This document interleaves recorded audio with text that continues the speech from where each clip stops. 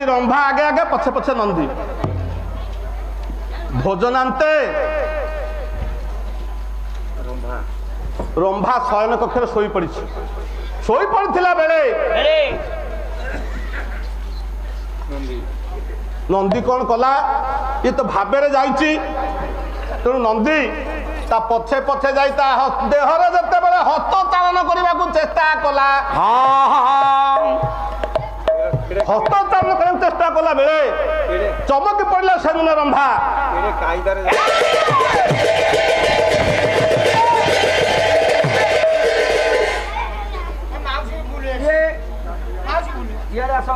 छाड़े ओ तमे नंदी ना हाँ हाँ माँ मु नंदी माउसी मु नंदी झियो नंदी भौणी नंदी मु भौणी नंदी मु तमे तो भद्र बोली मु जानि नथिली कांजी नंदी ओ मु तमरो हिसाब रे मां हेबी हैं तमे पुओ हई मां देरे हाथ माइलो तमे मो माँ हो काई मो बोपार आधार कार्ड रे तुम ना तो काई नाही आधार कार्ड बेले मु जाई नथिली मो बोपार फैन कार्ड रे काई तुम ना नाही फैन रे ना कूलर थांदा मो बोपार जॉब कार्ड रे काई तुम ना नाही जो मोर सेठी उठिनी तम बापा लाइसेंस रे मो ना उठी अच्छा अच्छा कौन को तुम ताले मो माँ तमे गर्जन कला सेन रंभा तमे पुओ हई गोटे मां देरे हाथ माइलो नंदी माँ मु तुमको छाड़ीबिनी नंदी ये थोड़ा को क्षमा कर दिया माँ तुमको मु अभिशाप दउची नंदी माँ जो हाथ तमे मां ऊपर मारिचो हाँ तमे एठी पत्थर है जा नंदी अभिशाप दे देले सेन रंभा कौन अभिशाप देले कहले नंदी तमे पुओ होई मार रूप लावण्य पर दृष्टि निक्षेप कलो मु तुमको अभिशाप दउची कौन अभिशाप देले कहले जेउ भावे तुम्हे दृष्टि निक्षेप पाषाण पालटी जीवा पाषाण पालटी जीवा हे नंदी पाषाण पालटी जीवा जगत देखिबो माता अभिशाप हर जगत देखिबो माता अभिशाप केबे अन्यथान थिबो अभिशाप देता सेन रंभा कहला नंदी तमर इतिहास पधा तमे पुओ ही मार रूप लावण्य पर दृष्टि निक्षेप कलो मु तुमको अभिशाप दउची तमे एठी पाषाण पालटी जाओ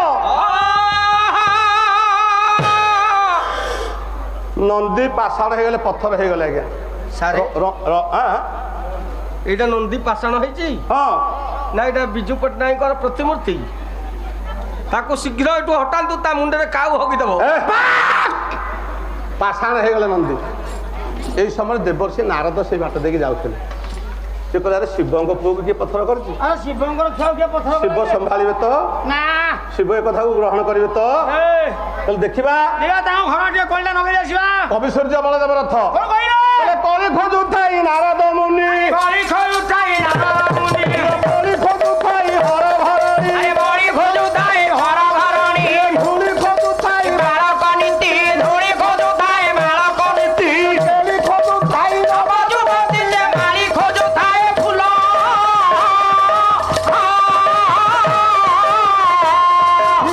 री खोजु ताई फूल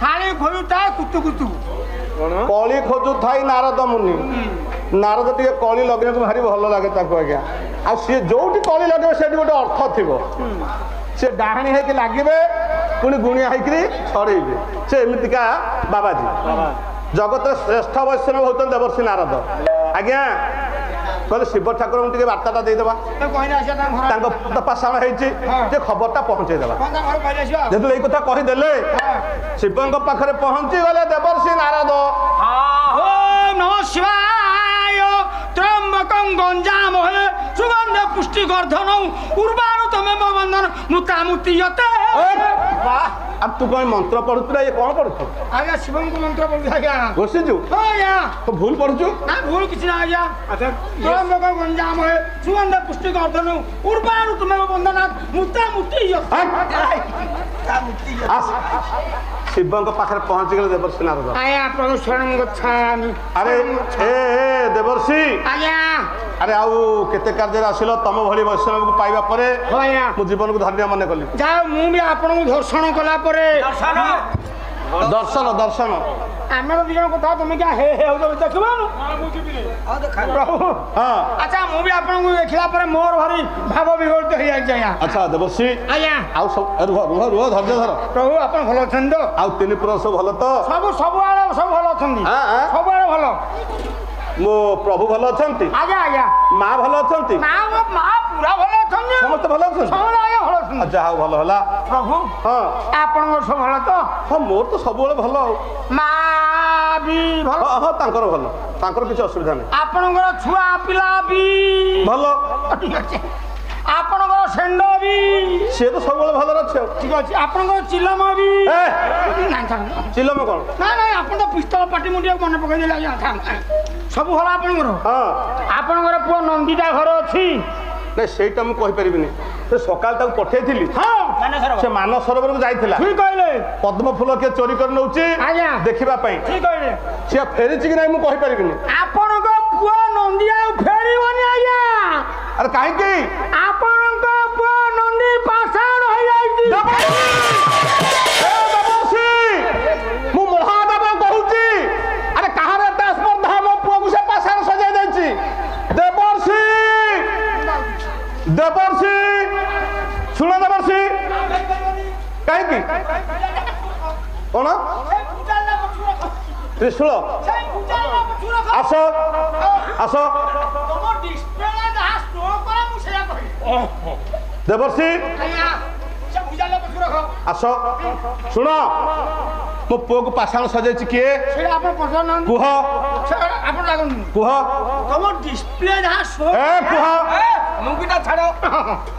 ପ୍ରଭୁ ମୋ ପୁଅକୁ ପାଷାଣ ସଜାଇଛି କିଏ?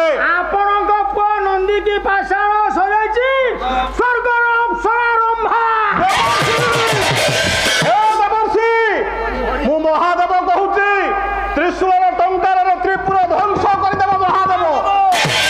ରମ୍ଭାର ଏତେ ସ୍ପର୍ଦ୍ଧା, ମୋ ପୁଅକୁ ସେ ପାଷାଣ ସଜାଇ ଦେଇଛି। ଦେବର୍ଷି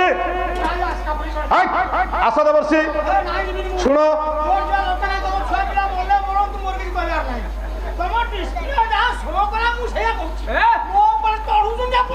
ଦେବର୍ଷି ଆସ ଆସ, ରଖିଲି ରଖିଲି, ଆସ ଏଠିକି ଆସ। ଆରେ ମୋ ପୁଅର ଅପରାଧ କ'ଣ ଥିଲା? କାହିଁକି ସେ ଅଭିଶାପ ଦେଇ ପାଷାଣ ସଜାଇ ଦେଲା ମୋ ପୁଅକୁ? ସେଇଟା ତ ଆପଣ ଠିକ ପଚାରିଥିଲେ, ମୁଁ କହିକି ଯାଇ ସାରିଲିଣି। କହ। ଆପଣ ଏତେ କାହିଁ ରାଗୁଛନ୍ତି? ଆପଣଙ୍କ ପୁଅ ହଁ କୁ ପଠେଇଥିଲେ ପଦ୍ମ ଫୁଲ ଜଗିବାକୁ। ହଁ ପଦ୍ମ ଫୁଲ କିଏ ଚୋରି କରି ନେଇ ଯାଉଛି? ହଁ ସେ ଚୋରି କରି ନଉଥିଲା କିଏ? ସ୍ୱର୍ଗର ଅପ୍ସରା ରମ୍ଭା। ତାପରେ ସିଏ ଆସି ଟିକେ ଖୋଲାରେ ଗାଧେଇଲା, ହଁ ଲୁଗାପଟା ଖୋଲିକି ଗାଧେଇଲା। ସେ ଗାଧେଇବାକୁ ତମ ପୁଅ ନନ୍ଦୀ ଦେଖିଲା। ତାପରେ ଦେଖିକି ତମ ଟୋକା ତା ପଛେ ପଛେ ଯାଇ ତା ଭିତର ହାଣ୍ଡିରେ ହାତ ଟିକି ମାରି ଦେଇ। ଦେବର୍ଷି ଯାହା କହିବ ସିଧା କୁହ।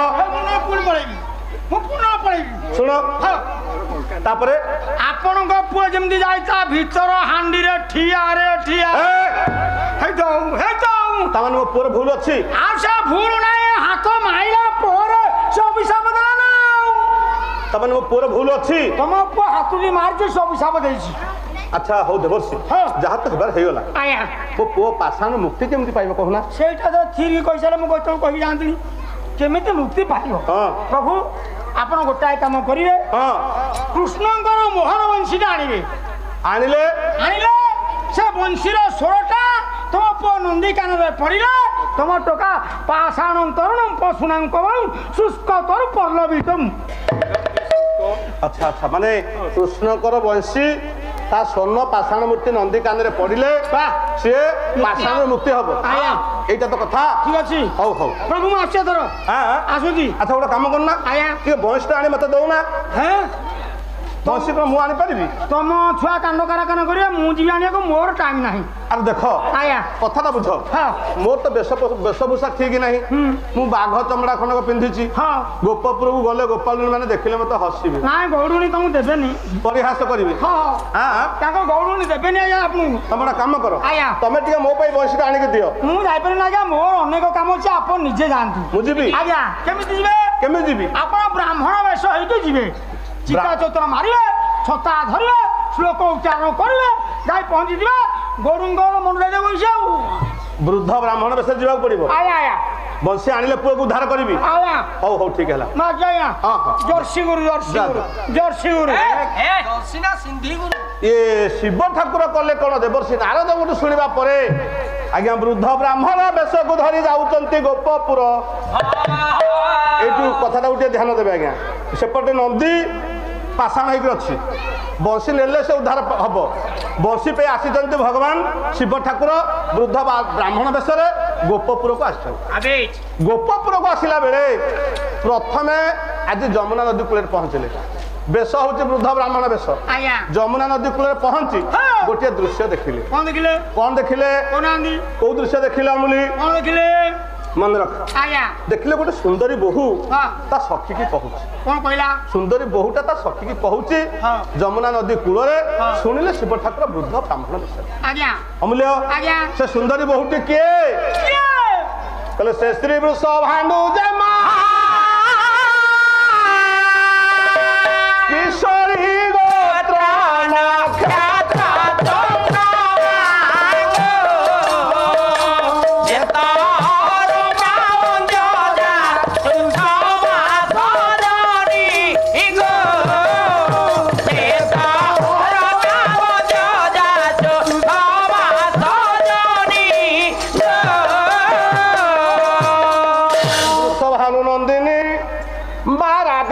ସଖୀକି କହିଲେ। କଣ କହିଲେ? ସଖୀ ସେ ରାଧା କହୁଛନ୍ତି ସଖୀକି ଶୁଣିଲେ ଶିବ ଠାକୁର। କଣ କହିଲେ ମା ରାଧା? କହିଲେ ସଖିଲୋ ଏ ଗାଈ ପଛେ ପଛେ ପ୍ରଥମେ ସବୁଦିନ ଯୋଉ କାଳିଆ ପୁଅଟି ଯାଉଛି ବୃନ୍ଦାବନକୁ, ସେ ପୁଅଟି କାହାର? ତା ମାର। ସେ ପୁଅଟି କାହାର? ଦେଖିବନି ସବୁଦିନ ଯେ ଗାଈ ପଛେ ପଛେ ବୃନ୍ଦାବନକୁ ଯାଉଛି ପଚାରୁଛନ୍ତି ରାଧା, କହୁଛନ୍ତି ଲଳିତା। କହିଲେ ସେ ପୁଅଟି କାହାର? କାର? କହିଲେ ସେ ତ ଚିକଣ କାଳିଆ କାହା ପୁଅଲୋ। କହ କହ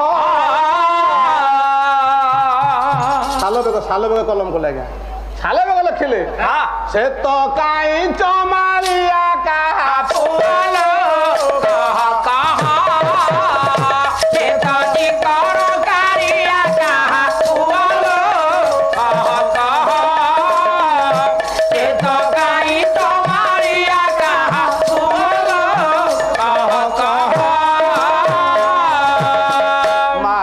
ସଖୀ କହୁଛନ୍ତି। କହିଲେ ସଖୀ ସେଇ ଚିକଣ କାଳିଆ ପୁଅଟି କାହାର? ହ୍ୟାଲୋ ସବୁଦିନ ଗାଈ ପଛେ ପଛେ ବୃନ୍ଦାବନକୁ ଯାଉଛି, ସେ ପୁଅଟି କାହାର? କହିଥିଲି ତତେ ନା କଣ କହିଲା କି ସେ ତତେ? କଣ କହିଲା? ନା କହୁଛି। କଣ କହିଲା? କଣ କହୁଛି?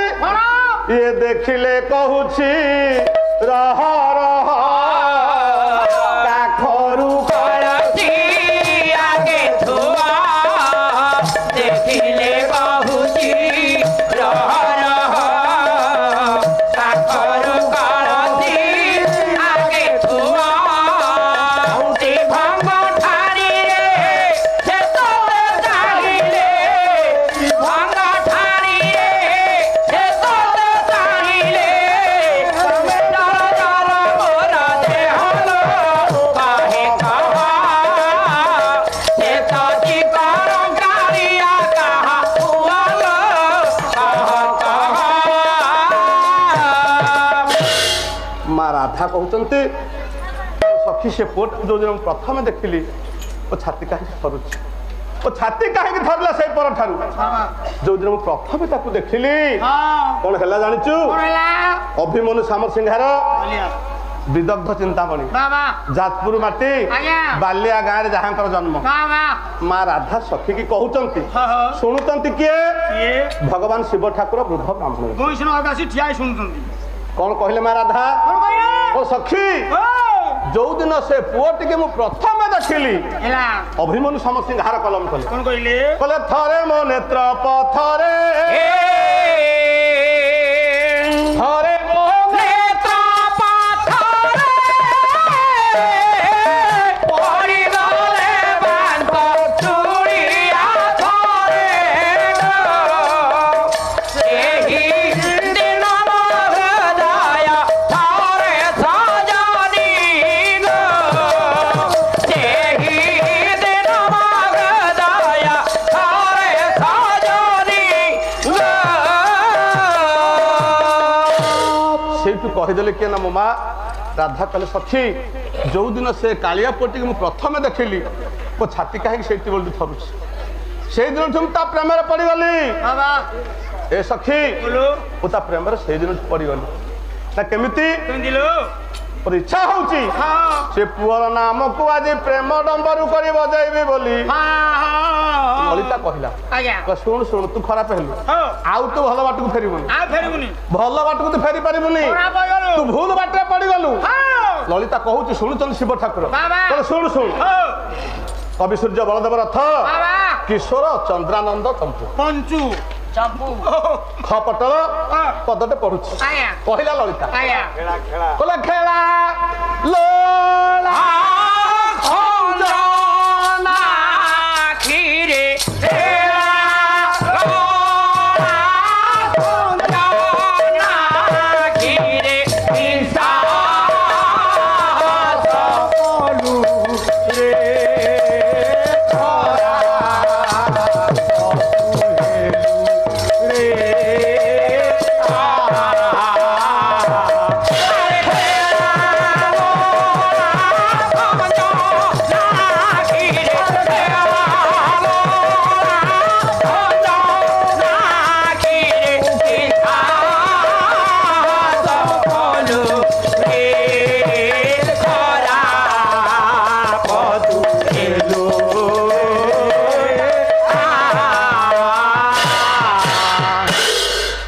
ଖର ବହୋଇ ସୁର ତରୁରେ ଖରବ ହୋଇ ସୁର ତରୁ ହେଲୋ ରେ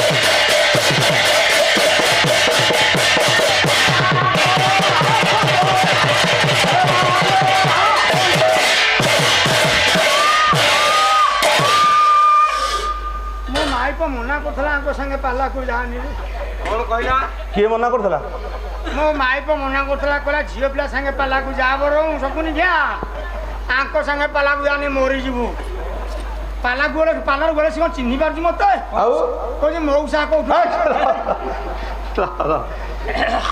କେତେ କିଏ ପୁରୁଷ? ଲଳିତା ସେଦିନ ମା ରାଧାଙ୍କୁ କହିଲେ ଶିବ ଠାକୁର ଶୁଣୁଛନ୍ତି କହିଲେ, ତୁ ଖରାପ ହେଇଗଲୁ କୃଷ୍ଣକୁ ଯିଏ ଥରେ ଭଲ ପାଇବ ସେ ଭୁଲ ବାଟେ ପଶିଯିବ ଆଜ୍ଞା ତାର ଭୁଲ ହେଇଯିବ ହଁ। ସେଦିନ ମା ରାଧା କହିଲେ ବାବା ଆଉ ପରେ ସମ୍ପୁ ପଢିବି ନା ଆହୁରି ହଁ ପଢା ଆମେ ମୋଲା ରାତେ ପଢିବା ଆଉ ପାଳିଆ ଭଡା କଣ ଭଳିଆ ଘଟଉଛ ଆଉ ମା ରାଧା କହିଲେ ଆଜ୍ଞା। କହିଲେ, ହଉ ସଖୀ ଯାହା ତ ହେବାର କଥା ହେଲାଣି ହଁ ଗଲାଣି ଆଉ ତୁମର ଭାରି ପ୍ରିୟ ବୋଲି ତତେ କଥାଟା ମୁଁ କହୁଛି ସଖିଲ ଯାହା ତ ହେବାର କଥା ହେଇଗଲାଣି ହେଇଗଲାଣି ଗ ଗ ପଟ ସମୁଦ୍ର ପଢିବା ଆଜ୍ଞା ଆଜ୍ଞା କହିଲେ ସଙ୍ଗାତ ରେ ହେ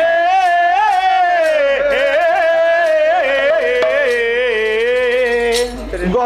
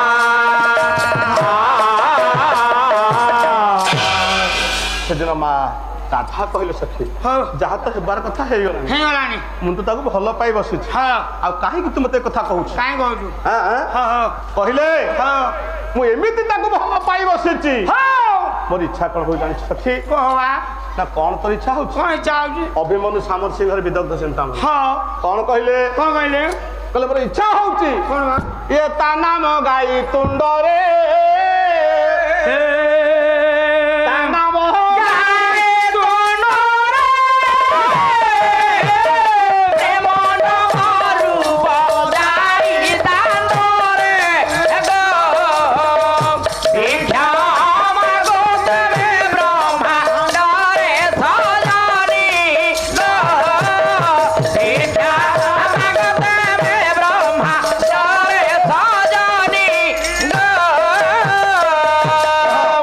ବାରଙ୍ଗ ଷ୍ଟେସନରେ ଆଗେ ଦେଖୁଥିବେ ଯୋଉ ବୁଲୁଛନ୍ତି ଏ ତାରି ଭଳିଆ ଦେଖା ହଉଛି ଆଜ୍ଞା ଦେଖିବ ମା ରାଧା କହିଲେ ମୁଁ ସେ ପୁଅର ନାମକୁ ସେ କୃଷ୍ଣ ନାମକୁ ହଁ ମୁଁ ପ୍ରେମ ଡମ୍ବରୁ କରି ବଜେଇବି ସଖିଲୋ